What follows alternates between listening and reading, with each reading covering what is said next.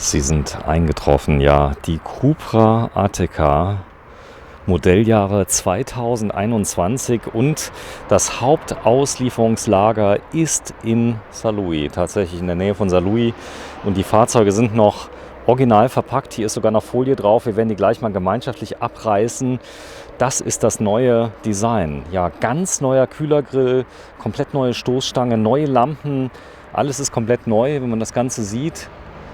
Hier steht er. Wir haben aber nicht nur einen, wir haben gleich 4 Stück und wir werden uns heute mal beschäftigen mit diesem Fahrzeug hier. Es ist ein Cupra Ateca, Modelljahr 2021. Und an der Seite, wenn es Sie jetzt stört, dass hier oben noch die Originalfolien drauf sind vom Transport, ist aber so. So kam der gerade eben an. Und zwar im Moment, er ist quasi vom Laster gefallen. Sie dürfen also miterleben ein Unboxing eines Cupra Ateca 2021. Ach, wie scharf. Wobei die Farbkombination könnte mir fast noch gefallen. Jetzt Marc Zyrol, grüß dich. Grüß dich Sven, servus, hi. Ja, wir sind in Saarlouis. In Saarlouis, Fasanenallee sind wir 48. Ja, die sind gerade angekommen. Das heißt, das Hauptauslieferungslager, glaube ich, sogar von halb Europa liegt hier in Saarlouis. Ja, wir sind nicht weit weg von dem Auslieferungslager. Und wir haben diese Fahrzeuge jetzt gerade aktuell auf den Hof bekommen. Und das ist das neueste Modell vom Cupra Ateca. Ja, da ist das Logo ist noch abgeklebt. Das heißt, die kommen so ab Werk, die sind so verpackt? Ja, das sind die Schutzfolien. Die sind hier noch drauf. Und da sieht man auch, was da alles geschützt wird. Allen voran immer die stehenden Flächen wie Dach, Haube, Kofferraumdeckel. Alles, wo, sage ich mal, der Lack beschädigt werden könnte. Und hier sieht man auch so schön an der Seite jetzt die Anschlagpuffer. Wenn die auf dem LKW natürlich außen einsteigen, damit die Türen nicht vermacken, haben wir hier so einen Anschlagpuffer dran. Damit die den Griffeinstieg hier nicht verkratzen, ist eine Folie dran. Ja, und dann sogar innen geht das dann weiter. Hier haben wir zum Beispiel eine Folie, die ist hier jetzt leicht ab, aber hier die ist zum Beispiel im Ein- und Aussteige, damit man hier mit den Schuhen nicht hängen bleibt, dass es hier keine Griffverletzungen gibt, sieht man alles schön abgepolstert und versichert. So, unten ist eine Folie drauf. Hier vorne habe ich auf dem Fahrersitz eine Abdeckung, die drauf ist. Der Beifahrersitz ist geschützt. Das Radio- und Kommunikationssystem ist komplett abgeklebt. Die sind flammneu. Die kamen gerade erst an, richtig? Ja, genau. Die sind heute Morgen erst angekommen und schon präsentieren wir euch dieses neue Fahrzeug. Ja, wir hätten die jetzt auch aufbereiten können, aber ganz vielen ist es ganz lieb, dass man mal sieht, wie die kommen. Wenn du mal hinten aufmachst, bitte. Cupra Ateca, das ist für viele ein Traum, der erschwinglich ist. Das heißt, ihr macht wirklich diese Fahrzeuge erschwinglich. Ja, das ist eins unserer Markenwerte, die Erschwinglichkeit der Produkte. So, wenn du mal so lieb bist, mir mal erklärst, was da drin liegt. Da ist eine Folie drin. Also in dieser Folie, die hier ist leer. Hier haben wir dann ein kleines Bordwerkzeugtasche drin. Und hier ist dann der Kompressor, das Tire Mobility Set quasi. Dann ist hier noch drin die Bordmappe, was noch übrig ist, was noch gibt an Bordmappen. Und hier natürlich, die fehlen noch, die Deckel von den Rädern. Ne? Genau, die sind nämlich sehr beliebt, ja. Die Cupra-Deckel. Und deswegen sind die auch einzeln. Genau, die sind einzeln verpackt und werden dann bei der Übergabeinspektion, wenn wir das Fahrzeug noch einmal komplett gecheckt haben und die Räder nachgezogen haben, werden auch diese Deckel montiert. So, Cupra Ateca, was ist das für eine Ausführung, die hier steht? Das ist die sportlichste Ausführung im Ateca-Segment, halt bei der Marke Cupra. Und wir haben hier jetzt ganz klassisch die größte Motorisierung, halt, ne? 300 PS. 300 PS, ja. Die Reifen sind auch ordentlich groß. Ja, das ist die Serienbereifung von dem Cupra Ateca. Bridgestone sehe ich jetzt gerade. Das heißt, die sind jetzt schon ein bisschen, das heißt, die werden auch getestet. Das Fahrzeug hat Allrad? Das Fahrzeug hat Allradantrieb und steht hier auf 19 Zoll Felgen. Ja, sehr schön. Hier ist es. Ja, Unboxing bedeutet, ja, wir reißen jetzt einfach mal so eine kleine Folie ab, dass wir das Ganze mal sehen. Wir fangen am besten hinten an. Wir können hier an der Haube gerne anfangen, mach mal. Wenn du möchtest. Vorsichtig. So, die sind so festgemacht. Das heißt, üblicherweise macht das dann bei euch die Technik, oder? Das macht die Werkstatt, jawohl. Oh, ich könnte hier eine Stunde lang zugucken.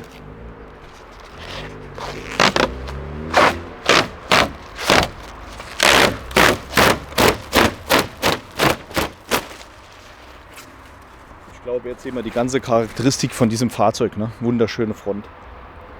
Genau, hier vorne ist die Front. Ich zeig's mal gerade. Das ist auch das Besondere. Das heißt, er ist noch krass bullig geworden, oder? Ja, also die Front ist weit herausgestellt wie bei einem Vorgänger. Also ohne den Facelift war er nicht so aggressiv oder hat nicht so aggressiv gewirkt. Allen voran hier unten vorbei, ganz klar, diese 2 Spoilerkanten, die hier rausragen, da wirkt das Auto richtig aggressiv. Ja, der Volkswagen-Konzern hat ja viele Marken.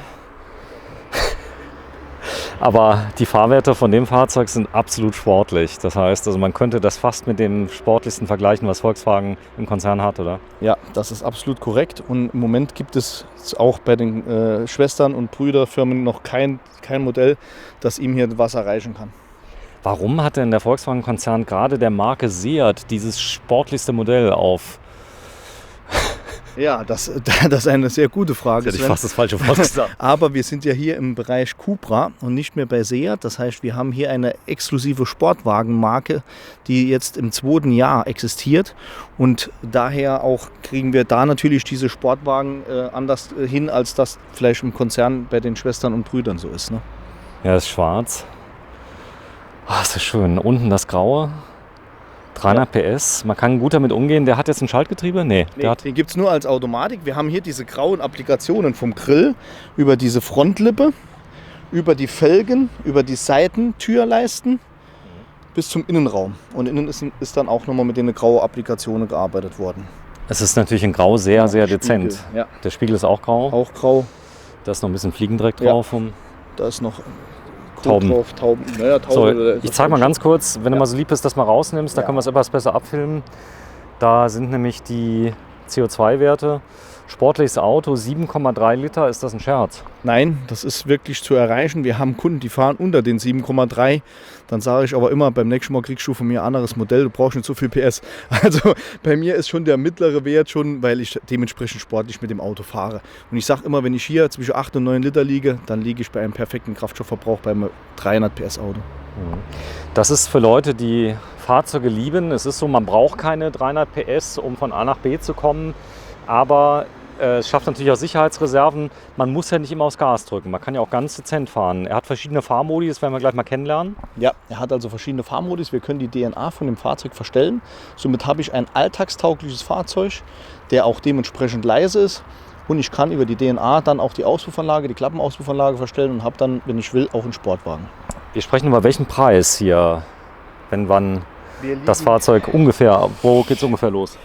Also wir liegen knapp über 40 beim Grundpreis dann und ich glaube, der hier ist so bei 50 ausgestattet. Aber wie gesagt, er ist heute Morgen erst gekommen, die genauen Zahlen habe ich noch nicht.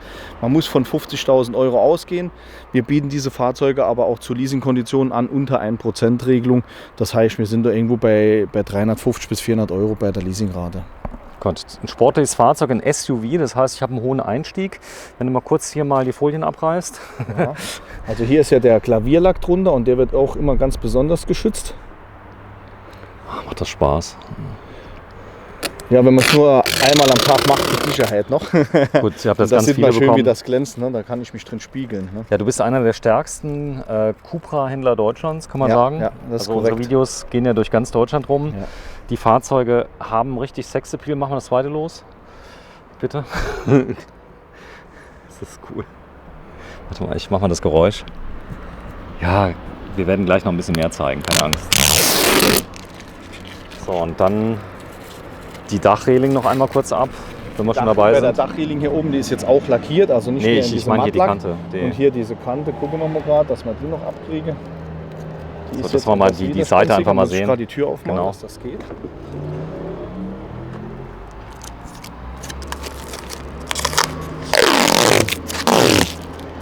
Du machst dich vollkommen fertig. Ich komm gerade erst aus Düsseldorf vom Caravansalon Okay. und sagst mir, die Dinger sind gekommen. Boah, ist das schön. So, jetzt machen wir hinten mal zu. Elektrisch? Ja. Kofferraumklappe ist elektrisch mit Einklemmschutz und lässt sich natürlich auch im Parkhaus dementsprechend individuell einstellen, dass man nicht sich oben die Kofferraumklappe verkratzen würde. Ja, in weiß, das könnte fast ein Erlkönig sein auf der linken Seite. Da Ja. kommen wir gleich zu. Was ist das für eine Ausführung links? Das ist die neue Ausführung Experience, nennt der sich. Das ist der ATK Experience. Der ist aber dann von der Marke Seat und nicht von der Marke Cupra. Okay, prima. So, das ist Cupra. Dann einmal bitte, da sieht man es, das Logo werden wir jetzt freilegen. Das allererste Mal von 2021er Cupra ATK. Habe ich das jetzt gelernt? Ja, das hast du richtig gelernt. Ne? Hier kommt's. Ich habe gedacht, das wäre jetzt kleben geblieben.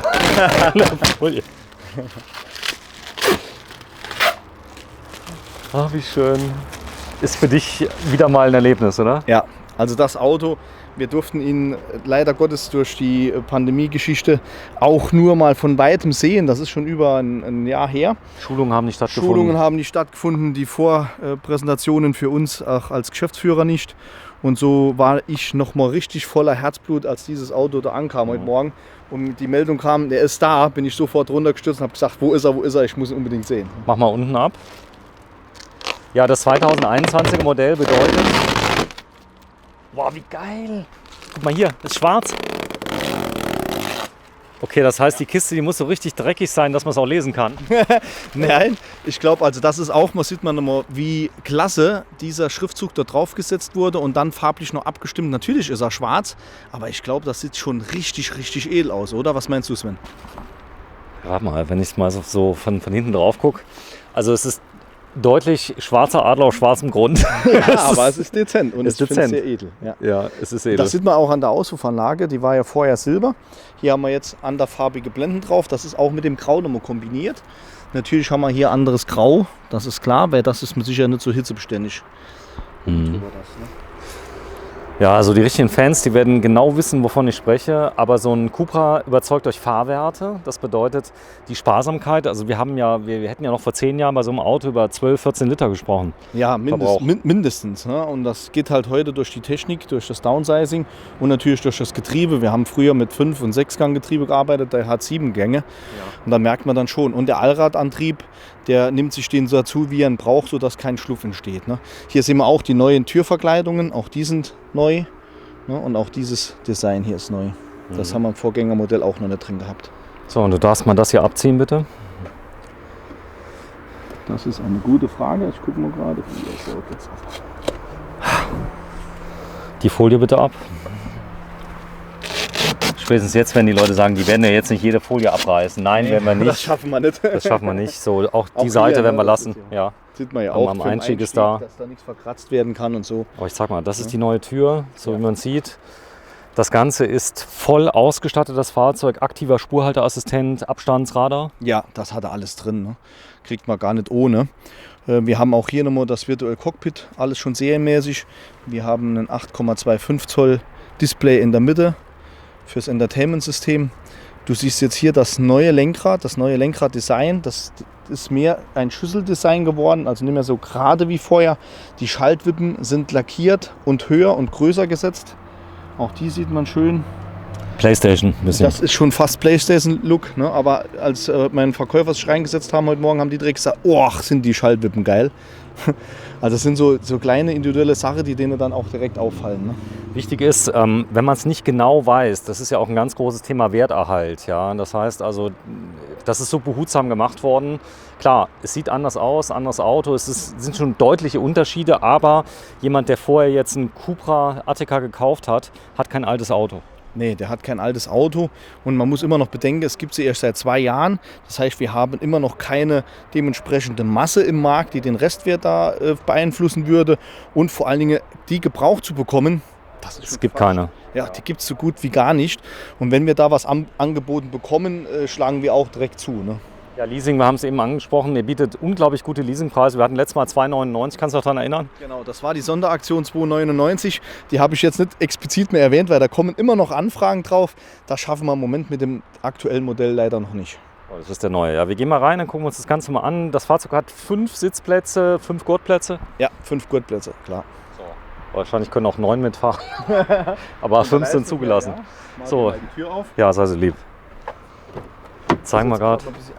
Genau, sitz mal ganz zurück. Der ist elektrisch, der Sitz? Nein, die sind manuell, aber das sind jetzt die Standardsitze. Die haben beim Vorgängermodell Aufpreis gekostet. Alcantara?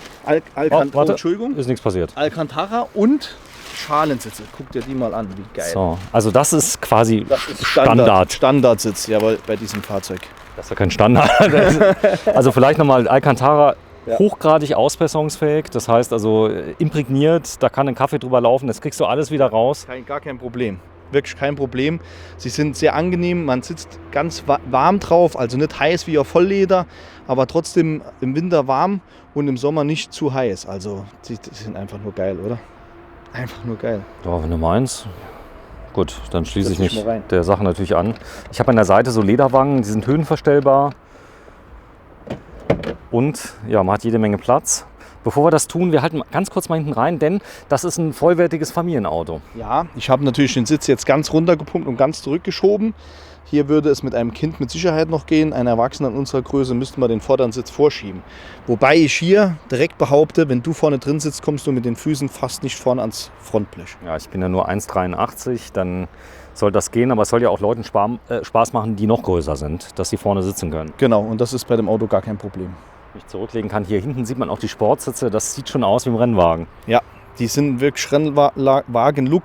Hier oben hat man ja ursprünglich im Rennwagen dann den 8- oder 6-Punkt-Gurt durch. Ach so, Den Schultergurt, ne? okay. Du fährst ja Rennwagen, das werden wir gleich mal zeigen. Schönes Detail hier unten. Es ist komplett abgeschirmt, das heißt, das Fahrzeug ist extremst leise. Das hat unter anderem was damit zu tun, hier ist zu, das heißt, es wird einfach nicht dreckig hier drin. Es ist leise und hier geht es hauptsächlich um den Schmutz. Also der hat 2 separate Dichtungsgummis und durch diese Dichtung, die hier verbaut ist, kommt kein Schmutz hier rein. Das heißt, wenn die Passagiere in Front einsteigen, versauen sie sich die Kleider nicht. Boah, ist das crazy. Das ist schick. Ja, wir reden ja hier beim Fahrzeug um die 40.000 € Einstiegspreis. Wie er hier steht, um die 50. Gehen am besten mal rein und er hat die komplette DNA des Volkswagen-Konzerns. Das heißt also, auf dieser Baugruppe werden ganz viele Autos gebaut, also ein sehr zuverlässiges Produkt. Ja, zuverlässig und jetzt mittlerweile schon ausgereift. Also das Modell bauen wir ja von der Plattform her allem schon über 4 Jahre jetzt. Und im Konzern ist das quasi die Tiguan. Tiguan. Aber es gibt keinen Tiguan mit der Leistung aktuell? Die hören momentan bei 250 PS auf. 200 Das- ungerade 50.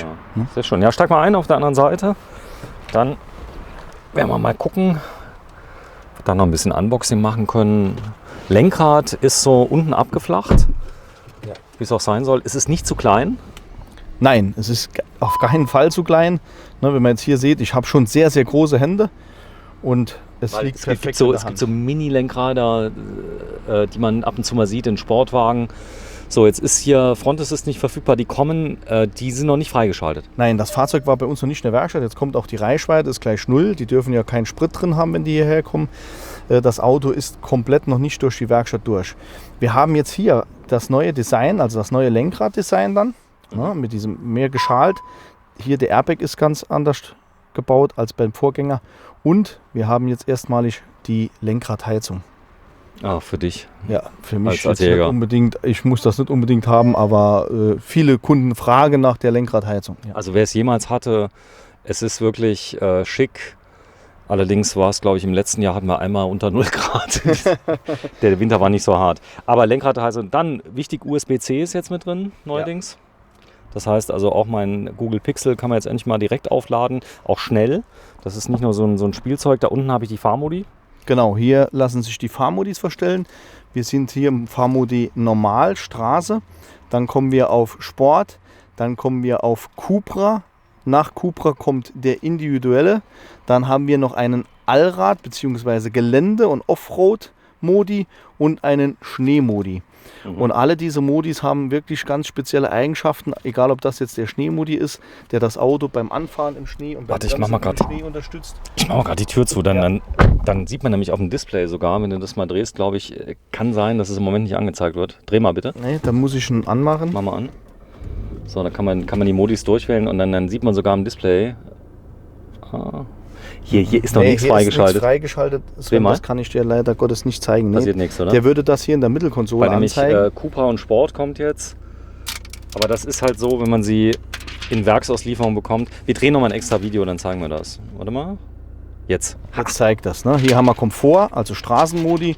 Dann haben wir den nächsten, den Sportmodi. Hier ist dann der Cupra-Modi. Dann der individuelle, den man sich selbst einstellen kann. Wie selbst? Wir können hier dann, ich gehe mal gerade rein. Und dann können wir hier oben sagen, was soll das DCC machen? Die Lenkung, Motor, Assist, beziehungsweise was haben wir unten drunter noch? Hier haben wir noch die Klimatisierung und das ACC. Also alle diese Optionen kann ich mir dann einstellen, was soll das Auto wirklich machen, dass er für mich individuell programmierbar ist. Krass. Was mir aufgefallen ist, es ist nicht so, es ist überhaupt nicht verspielt. Also allein hier der Schalthebel ist schwarz, in schwarz, unglaublich sportlich. Ja, die ganzen Accessoires alles in schwarz. Wir haben ja hier dieses Grau dann hinterlegt, was mit den äußeren Applikationen wieder vereinbar ist. Und dann natürlich unsere Nähte immer in diesem Bronze, in diesem Cupra Bronze. Und das ist auch neu, ne? Ja, die sich überall fortführen. Hier vorne ist Lenkrad in Carbon-Look. Das war vorher auch schon? Das war vorher auch, aber wie gesagt, ganz abgeflacht. Jetzt guckt das so raus. Also ich kann es unheimlich schwer beschreiben. Das muss man wirklich gesehen haben. Ich finde, also ich habe noch nie so einen schönen Airbag gesehen. Was? Nochmal? Ich habe noch nie so einen schönen Airbag gesehen. Ist klar. Kein Quatsch. Der ist wirklich, das ist richtig gut gelungen. Cool ist hier auch so Silber. Man sieht das jetzt so ein bisschen hier so unten. Ah, wie schön. Guck mal, wie das so schön changiert. Jetzt kann man das changiert und in der Kamera kann man das jetzt wirklich gut sehen. Perfekt. Ja, sehr schön. Also ziemlich zurückhaltend, aber wenn man drin ist, macht Spaß. Ja, wenn ich hier auf Sport drücke, ich habe eine Automatik, du kannst den fahren wie ein Go-Kart. Das heißt, du fährst rauf und runter mit Schaltwippen, wenn man will. Man kann also sequenziell schalten, man muss auch nicht mehr hier in der normalen Schaltung dann quasi auf den manuellen gehen. Jetzt hat man schon gehört, er hat auch die Klappeauspuff jetzt Er brummelt. Er brummelt direkt schon, obwohl er kalt ist. Ne? Und ich kann das quasi hier machen, ohne dass ich hier in den Mittelgang gehe. Also hier dann runter. Links rauf, achso. Links ist runterschalten, links runter und rechts ist hochschalten. Und es ist einfach, damit ich direkt die Performance von dem Auto voll nutzen kann. Wenn ich will, drücke ich hier drauf, schalte der Gang runter und geht ab. So, was macht die Öltemperatur? Die Öltemperatur, wird noch nicht angezeigt. Also kann sein, dass die noch freigeschaltet werden muss, die glaube ich nicht. Aber ich glaube, der zeigt die erst ab 70 oder 80 Grad an. Oh, wir lassen ihn mal ein bisschen laufen. Du weißt, was ich vorhabe. Ja. Was habe ich vor? Den Sound zu hören. Wobei, wie gesagt, ich kann nicht. Der ist im Auslieferungsmodus. Auslieferungsmodus, der nimmt gar kein Gas an. Ne? Ein ganz kleines bisschen nur. Dass man mal den Klappenauspuff, wenn er gleich mal auf ist. Das können wir gern probieren. Ne? So, hast du jetzt direkt gehört, der holt das Gas schon runter, ne? Wenn ich in Neutral gehe. Ja. So, hier vorne habe ich dann eine lederbedeckte Mittelkonsole. Da kann ich meinen Arm drauflegen. Ja, die Mittelarmlehne, und die ist verschiebbar und in der Höhe verstellbar. Also so, dass ich mir die wirklich so anpassen kann, dass ich ganz bequem sitze. Ja, was ziemlich wichtig ist. Und hat gleichzeitig noch einen Ablader. Staufach. Auf der linken Seite habe ich auch eine Armablage, die ist aber fest. Ja, die ist fest und nicht variabel verstellbar. So, das Lenkrad kann ich verstellen? Ja. Das Lenkrad ist sowohl in der Höhe verstellbar, als auch in der Tiefe. Das heißt, ich kann es komplett einstellen. Ja. Rechts an der Seite ist ein Aufkleber drauf. Warum ist da auch so ein kleines Bappel drauf? Guck mal. Dort ist ein Schutz drauf. Die meisten Kunden, wenn die auf Probefahrt gehen oder einsteigen, möchten die den Schlüssel reinstecken. Quatsch. Ja, und dann haben wir hier alles verkratzt. Und daher ist auch eine Anweisung von mir, bevor die Autos nicht ausgeliefert sind, wird dieser Aufkleber nicht entfernt. Das macht also quasi der Kunde bei der Auslieferung, beziehungsweise kurz vor Auslieferung damit wir keine Verkratzung an der Verkleidung haben. Ist wirklich so, die versuchen den Schlüssel reinzustecken, man braucht keinen Schlüssel mehr reinzustecken. Nein, der Schlüssel, wie gesagt, den habe ich jetzt hier in der Hand, das geht alles hier per Start-Stopp-Knopf und den brauche ich im Prinzip nicht. Zeig mal einen Schlüssel, ich will mal sehen, das ist der neue 2001, ist er genauso wie der andere? Der ist genauso, da gab es keine Veränderung bis dahin. Ja. Ja, wenn du drauf drückst, kommt er raus? Ja. So, jetzt darfst du mal wie so ein Nummerngirl mal vorsichtig, genau, etwas langsamer bitte. Etwas langsamer, nochmal einklappen? Nein, nicht das Einklappen, das Drehen. Das Drehen, okay. Ja, dass die Leute mal, so, ist gut. Der B Plus serienmäßig. Ja, natürlich serienmäßig. Das ist nämlich wichtig, Digitalradio, ganz wichtig. Elektrische, nicht nur Klappensteuerung, sondern auch Klappe hin. Ja, ja. Und hier oben habe ich natürlich meinen Assistent, das heißt, löst der Airbag aus, wird Notruf. Ich kann aber auch so auf SOS rufen, wenn ein Notfall ist vor mir. Genau, also Notruf kann man rufen und wir haben hier noch einen Ruf an die Werkstatt, quasi zu uns dann. Dann wird man direkt zu uns weitergeleitet. Direkt zu dir oder zu Seat?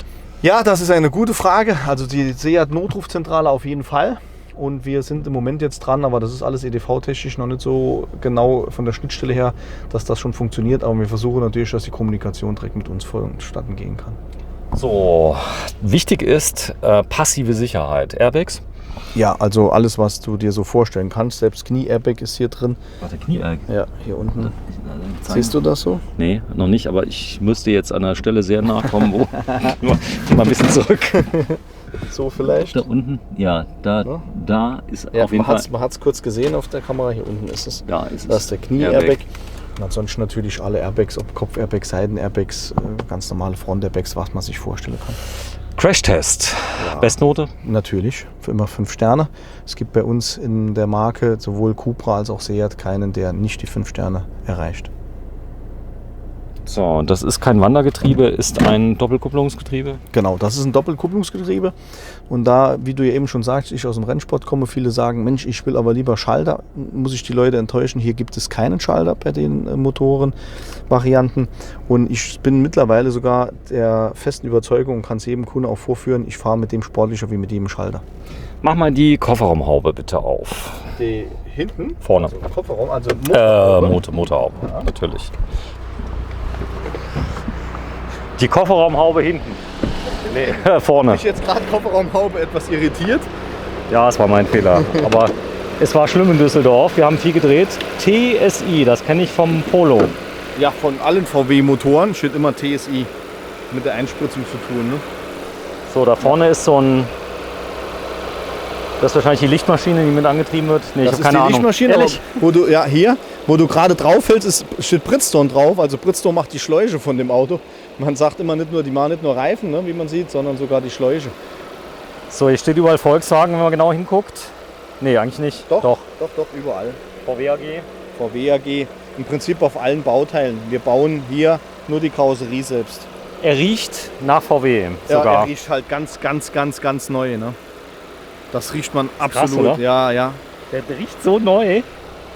Also ihr solltet hier sein, das riechen. Es kommt ein Duft hoch, das erinnert mich, als ich 16 war, das erste Mal mit der 80er gefahren, als der Motor warm wurde. Ja, das ist auch eine ganze Zeit lang, wenn die ersten Probenfahrten gemacht werden, ist dieser Geruch immer noch da. Ne?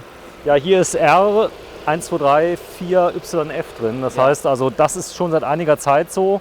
Darf nur von Fachbetrieben ausgewechselt werden. Ihr habt eine extra Ausrüstung dafür? Ja, wir haben extra Ausrüstung, mussten extra Lehrgänge machen, gibt es gesonderte Schutzmaßnahmen. Das ist das Kühlmittel, falls einer. Das Kühlmittel von der Klimaanlage ist das und das ist gesundheitlich sehr bedenklich. Aber wenn man es richtig macht, passiert nichts. Dann passiert nichts. Und wir sind da sogar so weit, dass wir bei Steinschläge in dem Kühlersystem oder Undichtigkeiten durch einen Unfall das Fahrzeug, egal ob er fahrbereit ist oder nicht, sofort stehen lassen und dem Kunde die Weiterfahrt dahingehend nicht empfehlen. Und dann weiterhelfen mit dem Ersatzfahrzeug. Das ist ein 2 Liter. Das ist ein 2 Liter, jawohl. Wie geht das? 300 PS aus 2 Liter. Ist das heute kein Thema mehr? Heute gar kein Thema mehr mit dem Downsizing. VW hat da angefangen, hat man irgendwann aus 1,4 200 PS geholt und nachher sogar über 200 aus 1,4 Liter Hubraum. Hier sind wir aber bei einem 2 Liter Aggregat, der ein bisschen aufgebohrt ist vom Hubraum her und der schafft das ohne Probleme. Und toi toi toi, wir fahren den Cupra Motor ja mit 280, haben wir angefangen mit 280 PS, dann 290 bis 310 gab es bis jetzt und toi toi toi, die laufen alle noch. Selbst bei 150.000 Kilometer aufwärts. Und das im Sportwagensegment. Blöde Frage, der hat 4 Zylinder. Ja, das ist korrekt, der hat 4 Zylinder, ja. Okay. In der heutigen Zeit, ja, die nächste Auslieferung hat 3, vielleicht demnächst 2. Ja, die Licht-DNA, ich will es mal gerade zeigen, Lampen sind ganz neu. Ja, das ist die neue Licht-DNA. Wie gesagt, mir fehlt auch jegliche Schulung dazu. Ich weiß nur, dass sie jetzt komplett getrennt sind. Wir haben hier unten, vorher ging das Tag für LED hier unten vorbei und jetzt ist hier unten drunter ein separater Scheinwerfer fürs Fernlicht. Wir haben hier diese neue DNA-Beleuchtung drin mit diesem extra, wie soll ich das jetzt nennen, dieses Design und haben hier ja erstmalig beim Cupra Ateca auch die dementsprechenden Nebelscheinwerfer vorne. Und das Fahrzeug besitzt keine normale Leuchte mehr. Alle Leuchten sind LED. So, und spätestens das, was mir auffällt, ist unglaublich hell. Ja. Das heißt, du siehst das LED-Licht auch tagsüber richtig gut. Das sieht man richtig gut. Das wirkt natürlich, wenn man das hier so sieht, das Design von diesem Dreieck, von diesen Leuchten ist im ganzen Auto immer wieder irgendwo integriert. Ob das in den Blenden vom Nebelscheinwerfer ist, sogar im Armaturenbrett, im Lenkrad, haben wir immer wieder dieses Design von diesen Leuchten übernommen. Rundumkamera eingebaut? Das gibt's. Ob der es Guck mal jetzt grad hat, auf. müsste ich wie gesagt gucken. Der hat auf jeden Fall Frontkamera. Ich gucke mal gerade schnell, Moment. der hat die 360-Grad-Kamera drin. Das Und heißt, hier haben wir noch ein ganz besonderes Schmankerl bei der Heckkamera. Viele Kunden sagen nämlich, ach, Kamera hinne braucht man nicht, da sieht man eh nichts. Wir haben hier eine Waschdüse integriert. Das heißt, wenn man nichts sieht und hat den Rückwärtsgang drin, drückt man den Rückwaschkamera, den Heckwaschwasser und dann spritzt diese Düse diese Kamera sauber und ich sehe ganz klar weiter. kleiner Spritzer und dann ist wieder sauber. Dann ist wieder sauber. Das ist das, wo die meisten Leute es ja nicht nutzen. Das heißt, die Kameras hier sind wahrscheinlich im Spiegel. Jawohl, die sind im Spiegel integriert. Hier haben wir einmal die Beleuchtung. Die wirft ein Cupra-Logo auf den Boden nachts. Quatsch, echt? Ja, ein Cupra-Logo, das ist das sogenannte Welcome Light. Und dann haben wir hier oben drin die Kamera. Und der Totwinkelassistent ist bei dem jetzt auch neu. Ich klappe mal gerade um. Der ist hier. Was hast du gerade gemacht mit dem armen... Das darf ich nicht verraten. Also ich habe den quasi aus seinem Modus, der ist ja elektrisch, habe ich den ausgehebelt. Das sollte man selbst nicht machen, wenn man nicht weiß, wie es geht. Fachhändler wissen das. Fachhändler wissen das, genau. Wie geil. Mach mal zu nochmal vorne. Dann zeige ich mal gerade die DNA, wie sie... Auch hier noch Ja, ganz kurz, das ist nochmal was ganz Einfaches, aber sehr Effektives. Dichtungsgummis an der Haube im gesamten Frontbereich. Somit ist natürlich die Windgeräusche wesentlich geringer, wie wenn diese Dichtungsgummis nicht dran wären. du bist ein Typ. Das gibt's doch gar nicht. Du weißt ja alles. Das sind Sachen, die fallen mir immer wieder auf, weil daran merkt man auch, wie gut die Qualität vom Auto ist. Ob so kleine Details einfach dran sind oder nicht. Ne? Der wird in Spanien gebaut. Nein, Wo? in Raklewitz, in der Tschechei bei Skoda, im Skoda-Werk. Und da werden alle dieser Art gebaut. Ja, da werden alle Atekas gebaut. Alle Ateka-Modelle, auch der Cupra Ateka. Momentan werden die dort noch gebaut. Aber nicht der Tiguan. Der Tiguan nicht, nein. Der wird in Wolfsburg gebaut. Wir haben auch ein Auto, wo in Wolfsburg gebaut wird. Das ist der Tarago. Das ist der ganz große SUV. Der wird bei uns in Wolfsburg im Werk gebaut. Im Volkswagen-Werk. Ich nehme an, dass dort unten natürlich lauter Cupras dann rumfahren, von den Werksangehörigen, die ganz stolz sind, dass sie den zusammenbauen. Mittlerweile, mein Volkswagen T6 ist übrigens in Polen gebaut. Also der Transporter kommt aus Polen. Ja. Das ist mittlerweile kein Nachteil mehr, sondern ich sag mal, die geben sich überhaupt nichts. Ja, ich muss noch eins einlenken. Du sagtest gerade, die Werksangehörige fallen alle Cupra. Da muss ich leider enttäuschen. Wir haben gar nicht die Produktionskapazitäten. Wir bedienen momentan nur die Kundschaft und können Werksangehörige mit den Autos noch gar nicht fahren lassen. Okay, das Also heißt... selbst ich warte auf den Dienstwagen teilweise wirklich Monate. Oh, leider. oh, armer, Leider. armer Marc. So. Ja, jetzt ist er warm, weil die Leute immer kommen und sagen, oh, guck dir das mal an hier, wie schön es ist. Mhm. Hast du die Blinker gesehen? Moment, probier mal. Ja, mach mal. Steht da halb in der Sonne. Mach mal rechts. Läuft er? Ja, läuft. Er läuft, ne? Endlich haben wir diesen, wie nennt sich das? Audi-Look. Genau. Also, das ist, die Kunden haben ständig danach gefragt, warum wir das nicht haben wie bei Audi. Jetzt haben wir es. Konnte man, glaube ich, vorher schon freischalten, aber jetzt ist er ab Werk. Jetzt dürfen wir es. Nennen wir es mal so. Wir konnten es vorher, aber jetzt dürfen wir es auch. Nennt man das. Audi-Look. Ja, fette Schlappen hinten drauf, aber nicht zu fett. Nein, das ist im 19 Zoll Bereich absolut gängige Größe. Das müsste jetzt 245 sein. Ich gucke mal gerade nach. Ja, 245, 40, 19. Damit sind wir im gängigen Größe-Segment. Und die sind wirklich viel teurer wie ein 18 Zoll Reifen. Wie schön. Ja, man kann sogar was hinten einladen. Mach mal auf, dass wir mal reingucken. Übrigens, wer keine Lust hat auf diese elektrische Öffnung, gibt es, glaube ich, nur elektrisch. Das gibt es auch manuell. Da kann man sogar Fahrradträger hinten drauf. Ja, das geht auch hier. Also das ist alles machbar, auch elektrisch. Aber weißt du, was das Geilste ist am Cupra Ateka noch, was, sage ich mal, den Transport angeht? Wir haben hier eine elektrische Anhängerkupplung drin. Und das beim Sportwagen mit 300 PS. Echt? Jetzt schon drin? Ja, die ist drin bei dem hier. Ich zeige dir mal, hier ist der Knopf. Und wenn ich hier dran drücke, jetzt müssen wir gucken, es kann sein, doch, sie kommt. Da ist es schon. Ich hab's da drauf. Ja. Mit dem, drauf? Ja. mit dem Holland-Nippel. Mit dem Holland-Anhängeröse-Nippel, jawohl. Holland-Belgien ist das für den Anhängerbetrieb ist ganz wichtig. Und dann haben wir hier schon die Steckdose, die 13-polige, direkt integriert. Okay, das heißt, du kannst jetzt dein Deine Luxusjacht, ja, du bist ja kein armer Händler. Kannst du jetzt hinterherziehen. Die Anhängelast ist allerdings nicht die Welt. Du Oder? kannst Pferde fliegen lassen, ja, nenn es mal so.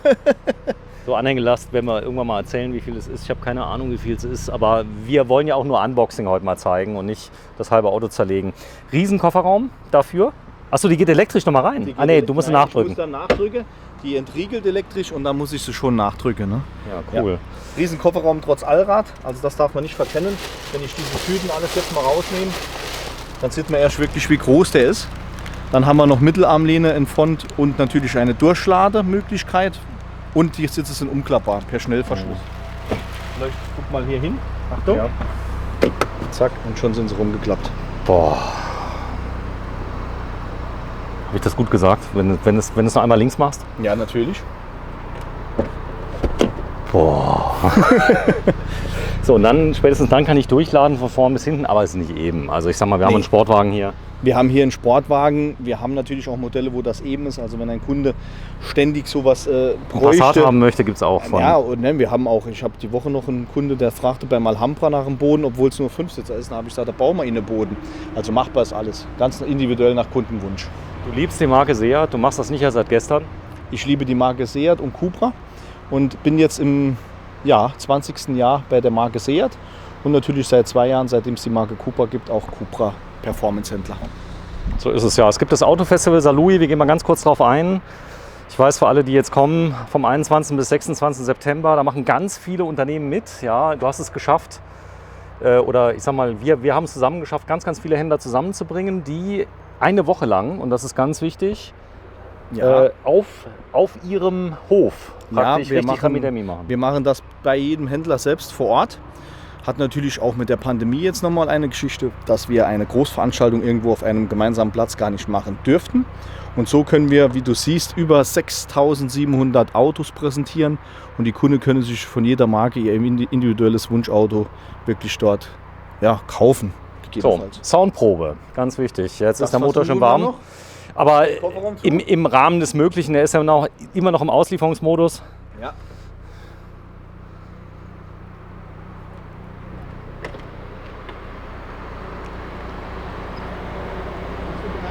Yep.